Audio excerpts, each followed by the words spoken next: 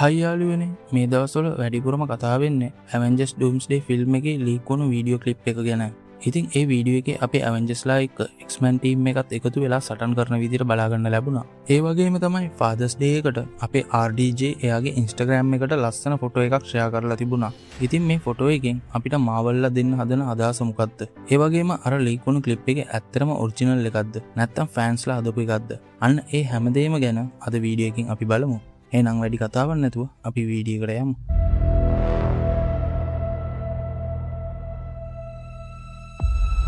යාළුවනේ, Avengers Doomsday leak වෙලා තියෙන ක්ලිප් එක ඇත්තටම ඔරිජිනල් එකක් කියලා තමයි ගොඩක් ඉන්සයිඩර්ස්ලා කියන්නේ. හැබැයි Marvel පැත්තෙන් තවමත් මේක ඔෆිෂියල් ක්ලිප් එකක් කියලා ප්‍රකාශ කරලා නැහැ. හැබැයි පුදුම වැඩේ කියන්නේ Marvel ලා මේ ක්ලිප් එක සෝෂල් මීඩියා ප්ලැට්ෆෝම් එකේ අයින් කරන්න ලොකු උත්සාහයක් ගන්නවා. ඉතින් Marvel ලා එහෙම කරනවා නම් අනිවාර්යෙන්ම මේක ඇත්තම ක්ලිප් එකක් වෙන්න ඕනේ. එහෙමත් නැත්නම් මේක ෆෑන්ස්ලා හයිප් එක. ඒ කියන්නේ බලාපොරොත්තුව වැඩි කරන්න Marvel ලාම හොරෙන් දාලා ඩිලීට් කරනවා වගේ දැන් බොරුවට සෝෂල් මීඩියා වලින් වීඩියෝ එක අයින් කරනවා වෙන්නත් පුළුවන්.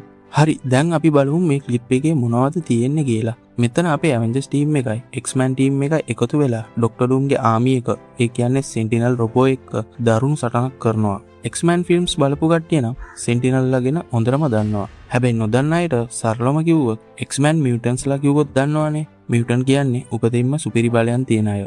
ඉතින් එයාලව දඩයම් කරලා විනාශ කරන්න හදපු දරුණුම රොබෝ සෙට් එකක් තමයි මේ Sentinel කියන්නේ. මේ රොබෝලට පුළුවන් Taman එක්ක සටන් කරන්න mutant කෙනාගේ බලය මොකක්ද කියලා බලලා ඒ බලයට ඔරොත්තු දෙන විදිහට Tamanගේ සිරුරේ හැඩය සහ බලය වෙනස් කරගන්න. උදාහරණයක් විදිහට සතුරු අයිස් බලයෙන් ඇටැක් කරනවා නම් ඒක ගින්දර බලයකට හරවලා සටන් කරන්න මේ රොබෝලට පුළුවන්. ඒ වගේම තමයි අපේ Cyclops වගේ මේ Sentinel රොබෝ වලටත් ලේසර් විදින්න පුළුවන්. ඉතින් මේ Sentinel ලා තමයි X-Men ලාගේ ලොකුම සතුර වෙන්නේ. හැබැයි ලීක් වුණ ක්ලිප් එකේ ඉන්න Sentinel ලාගේ පෙනුම අපේ පරණ X-Men 2014 මූවිස් වල හිටපු අය වගේම තමයි පේන්න ඉන්නේ. මොකද 2014 X-Men ෆිල්ම් එකේ අනාගතයේ Sentinel ලාගේ ලුක් එක වෙනස් වුණාට Wolverine ආපහු අතීතයට යනකොට එතන හිටපු Sentinel ලාගේ පෙනුම කෙලින්ම කොමික් වලට සමාන විදිහටයි තිබුණේ. ඉතින් මේ ක්ලිප් එකෙත් පේන්න ඉන්නේ අන්න ඒ පරණ ලුක් එක තමයි. මේ ක්ලිප් එකේ අපේ ස්ටීව් රෝජර්ස්ව බලා ගන්න පුළුවන්. ඒ කියන්නේ කැප්ටන් ඇමරිකා. හැබැයි එයාගේ කොන්ඩි ස්ටයිල් එක ගොඩක් වෙනස් වෙලා තියෙන්නේ. රූමර්ස් වලට අනුව මෙතන ඉන්න ස්ටීව් අපේ ටයිම්ලයින් එකේ කෙනෙක් නෙවෙයිලු. Doomsday ට්‍රේලර් එකේ ඉන්න ස්ටීව්ට වඩා මෙයා වෙනස් නිසා ගොඩක් අය කියන්නේ මෙයා වෙනත් යුනිවර්ස් එකක ඉඳන් ආපු තෝර්ගේ මිටිය උස්සන්න තරම් සුදුසුකම් තියෙන වෙනස්ම ස්ටීව් කෙනෙක් කියලායි. එයාගේ යුනිවර්ස් එකත් මේ ඉන්කර්ෂන් එකට, ඒ කියන්නේ ලෝකවල එකිනෙක ගැටෙන ප්‍රශ්නෙට හවු වෙලා තියෙන නිසාලු අපේ ලෝකෙට ඇවිත් සටන් කරන්නේ. හැබැයි යාළුවනේ, මගේ අදහස නම් මෙතන ඉන්නේ අපේ ස්ටීව් රෝජර්ස් වෙන්න ඕනේ. මොකද ලීක් වුණු Doomsday ස්ක්‍රිප්ට් එකේ තිබුණේ එයා Fantastic Four යුනිවර්ස් එකේ ඉන්නවා කියලායි. ඔන්න ඔය ෆොටෝ එක බලන්න. එතන Fantastic Four කාටුන් එකක් බලාගෙන ඉන්නේ ස්ටීව් රෝජර්ස් සහ එයාගේ ළමයා කියලා තමයි කියන්නේ. ඒ ලීක් වුණු ස්ක්‍රිප්ට් එකට අනුව ස්ටීව් රෝජර්ස් නිසා තමයි Fantastic Four යුනිවර්ස් එකේ මේ ඉන්කර්ෂන් එක සිද්ධ වෙන්නේ. ඉතින් ඒ ගැටලු ගැන කියන්න තමයි Dr. Doom එන්නේ. එතනදී ස්ටීව් කියනවා මේක නවත්තන්න අපේ Avengers ලාගෙන් උදව් ඉල්ලමු කියලා. ඊට පස්සේ Dr. Doom එක්ක මෙයාලා අපේ යුනිවර්ස් එකට එනවා. අපිට Thunderbolts ෆිල්ම් එකේ අන්තිමට දකින්න ලැබුණේ අන්න ඒ වගේ ස්පේස්ෂිප් එකක්. ඒක ඇතුලේ අනිවාර්යයෙන්ම මෙන්න මේ කට්ටිය ඉන්නේ නැති කියලා තමයි ලීක් වුණු ස්ක්‍රිප්ට් එකේ තියෙන්නේ. මෙතන ඉන්න Cyclops සහ අපේ Doomsday official trailer එකේ හිටපු කෙනා දෙන්නම එක වගේ. ඒ කියන්නේ මේ සටනේදී Tamanට ගොඩක්ම වටිනා කවුරු හරි කෙනෙක්ව හයිමි වෙලා දරා ගන්න බැරි දුකකින් ඉන්න විදිහට තමයි official trailer එකේ පෙන්නලා තිබුණේ. සමහර විට ඒ හයිමි වුණු කෙනා Professor X වෙන්නත් ලොකු ඉඩක් තියෙනවා. ඉතින් මෙතන Mystique සහ Gambitවත් පරණ පෙනුමෙන්ම බලා ගන්න ලැබෙනවා. පොඩිමාරි වෙනසකට තියෙන්නේ නයිට් කෝලර්ගේ එයා ස්ටයිල් එක විතරයි. ඒ වගේම මෙතන තව නිව් ඇවෙන්ජර්ස් ලා දෙන්නෙක්ව බලා ගන්න පුළුවන්. ඒ කියන්නේ අපේ අලුත් කැප්ටන් ඇමරිකා සහ Thunderbolts එකේ හිටපු යෙලනා එයත් ඉන්නවා. ඒ විතරක් නෙවෙයි, ෂෑන්ක්ෂි, රීඩ් රිචර්ඩ්ස් සහ X-Men ලාගේ බීස්ට්වත් මේ සටනේදී අපිට බලා ගන්න ලැබෙනවා. මම හිතන්නේ මේ ෆයිට් සීන් එක ෆිල්ම් එකේ අන්තිම හරියේ තියෙන සටනක් වෙන්න ඕනේ. මොකද Dr. Doom එකපාරටම Sentinel ලා එකගෙන අපේ ලෝකෙට එන්නේ නැහැනේ.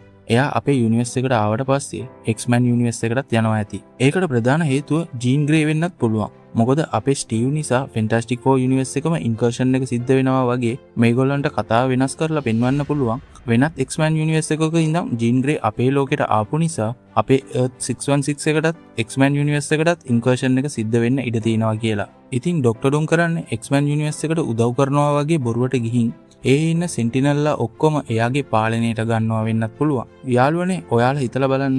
ජීන් ග්‍රේ කියන්නේ X-Men ටීම් එකේ කෙනෙක්. එයා අපේ ලෝකේ ඉන්නවා නම් අනිවාර්යෙන්ම Earth 616 ලෝකෙට ඉන්කර්ෂන් එක ට්‍රිගර් වෙන්න ලොකු ඉඩක් තියෙනවා.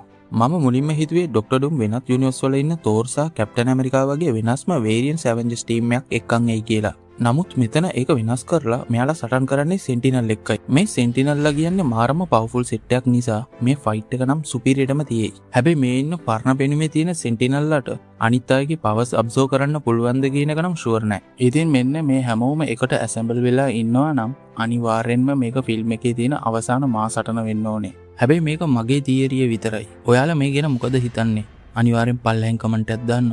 හරි දැන් අපි බලමු RDJ දාපු Instagram එකේ post එක ගැන.